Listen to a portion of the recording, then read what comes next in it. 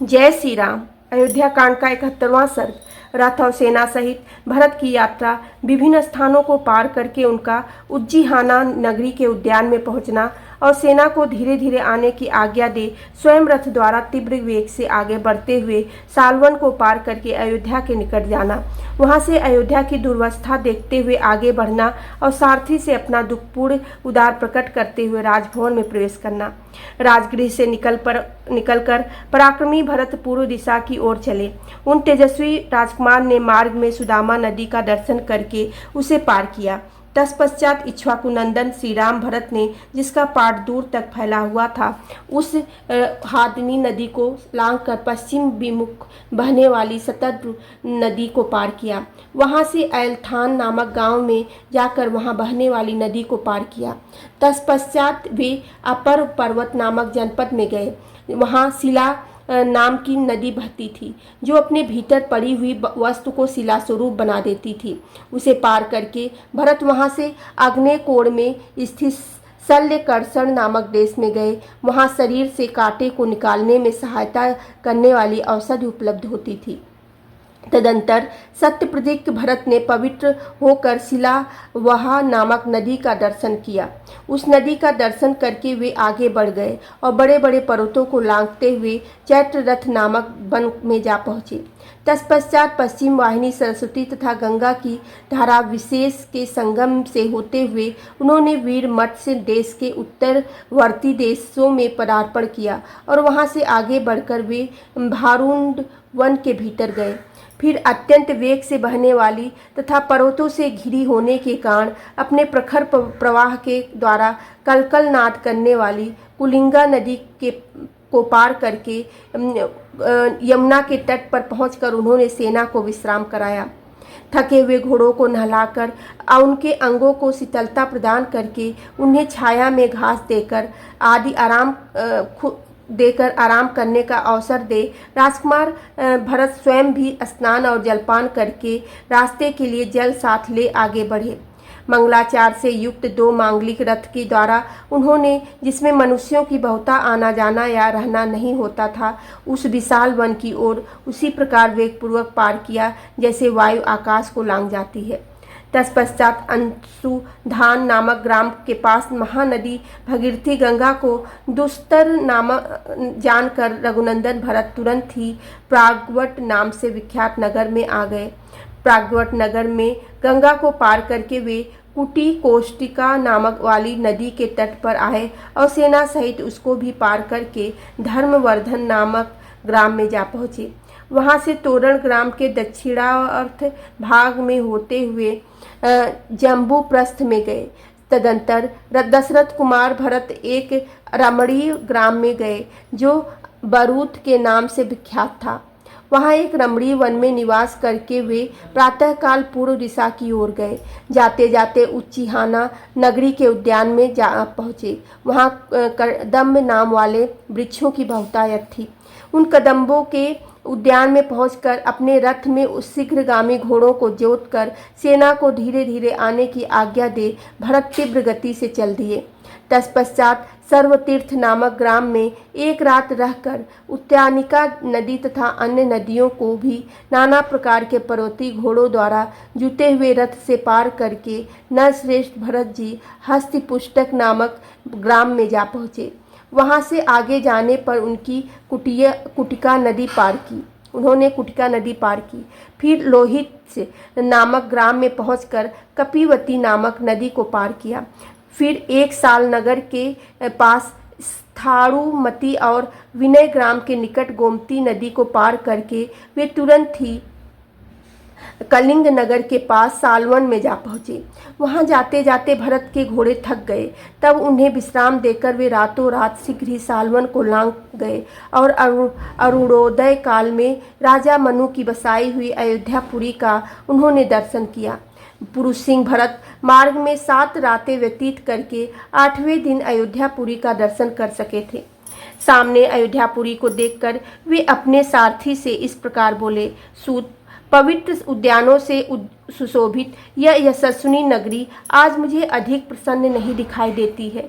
यह वही नगरी है जहाँ निरंतर यज्ञ याग करने वाले गुणवान और वेदों के पारंगत विद्वान ब्राह्मण निवास करते हैं, जहाँ बहुत से धनियों की भी बस्ती है, जहाँ तथा राजर्षियों के में श्रेष्ठ महाराज दशरथ जिसका पालन करते हैं। वही अयोध्या इस समय दूर से सफ़ेद मिट्टी के ढूंढ की भांति दिख रही है। पहले अयोध्या में चारों ओर नर नारियों का महान तुमुल नाद सुनाई पड़ता था, परंतु आज मैं उसे नहीं सुन पा रहा हूँ। सायंकाल के समय लोग उद्यानों में प्रवेश करके वहाँ क्रीड़ा करते और उस क्रीड़ा से निवृत्त होकर सब ओर से अपने घरों की ओर दौड़ते थे। अतः उस समय उन उद्यानों की अपूर्व शोभा होती थी, परंतु आज ये मुझे कुछ और ही प्रकार के दिखाई देते हैं। वे ही उद्यान आज कामी जनों से परित्यक्त होकर रोते हुए से प्रतीत होते हैं। सारथे, यह पूरी मुझे जंगल सी जान पड़ती है। अब यहाँ पहले की भांति घोड़ों, हाथियों तथा दूसरी सवारियों से आते जाते हुए श्रेष्ठ मनुष्य नहीं दिखाई दे रहे हैं। जो उद्यान पहले मदमक्त एवं आनंद मग्न भ्रमरों, कोकिलों और नर नारियों से भर प्रतीत होते थे तथा लोगों के प्रेम मिलन के लिए अत्यंत गुणकारी थे, उन्हीं को आज मैं सर्वथा आनंद शून्य देख रहा हूँ। वहाँ मार्ग पर वृक्षों के जो पत्ते गिर रहे हैं, उनके द्वारा मानो वे वृक्ष करुण क्रंदन कर रहे हों। राग युक्त मधुर कलरव करने वाले मतवाले मृगों और पक्षियों का तुमुल शब्द अभी तक सुनाई नहीं पड़ रहा है।